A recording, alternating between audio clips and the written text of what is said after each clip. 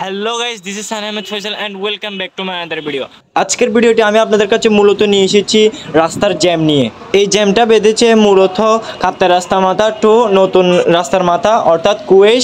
এই জ্যামটা বেঁধেছে কারণ কুরবানি উপলক্ষে গরুর হাট বসেছে। এখানে অনেক ক্রেতারা গরু ক্রয় করতে এসেছে, তাই এখানে অনেক রাস্তাটা জ্যামে পরিণত হয়েছে এবং এক পাশ দিয়ে গাড়ি ডিরেক্ট চলাচল করতে পারছে না, আর পাশ দিয়ে গাড়ি একটু পরে একটা আর একটু পরে আরেকটা, মানে কিছু সময়ের পর পর একটা একটা করে গাড়ি আসতেছে, কারণ গরুর হাট বসেছে সে ওখানে একটু জ্যামে পরিণত হয়েছে।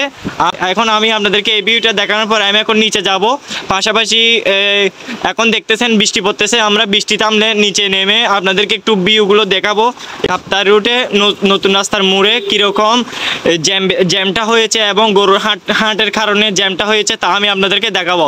সো আপনারা আমার সাথে থাকবেন। এখন আমরা বৃষ্টি থামলে আমরা নিচে চলে যাব।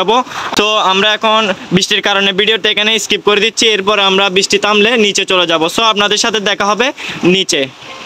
তো গাইস, ইতিমধ্যে আমরা চলে এসেছি নিচে। এখন আমরা আছি বর্তমানে নতুন রাস্তার মাথা রোদেলা রেস্টুরেন্টের সামনে। আপনারা তো দেখতেই পাচ্ছেন রাস্তার কি জ্যামজট। এই রাস্তায় সচরাচর জ্যাম বাজলে সহজেই ছুটে যায়। এখন গরুর হাটে ক্রেতারা গরু কিনতে আসছে অথবা গরু দেখতে আসছে, গরু চয়েস করতে আসছে। এই কারণে অনেক ক্রেতারা এখানে ক্রাউডেড হয়ে গেছে। এই কারণে আমাদের কাপ্তাই রাস্তা মাথা টু নতুন রাস্তা মাথা রোডটা জ্যামে। পাশাপাশি দেখতেছেন আপনারা এখানে একটা গরু কি পাগলামি শুরু করে দিয়েছে, ওকে কন্ট্রোল করা অনেক কষ্ট হয়ে পড়তেছে। আর একটু হলে আমাদের গাড়িতে এসে পড়তো। এই পর্যায়ে আমরা বেঁচে গেছি, তার জন্য সৃষ্টিকর্তার কাছে অনেক অনেক শুক্রিয়া।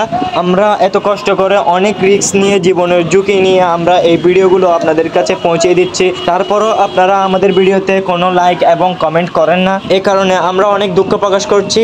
সো আশা করব যে আপনারা আমার এই ভিডিওটি লাইক এবং শেয়ার করে দিবেন। আজকের ভিডিওটি এখানেই শেষ করছি, পরবর্তী দেখা হবে অন্য আরেকটি ভিডিওতে। আর আপনারা যারা আমাদের চ্যানেল নতুন তারা অবশ্যই আমার চ্যানেলকে সাবস্ক্রাইব করে পাশে থাকা বেল আইকনটি ক্লিক করে দেবেন, এবং যদি ফেসবুক পেজ থেকে হয়ে থাকেন তাহলে আমার ফেসবুক পেজটি ফলো দিয়ে পাশে থাকবেন।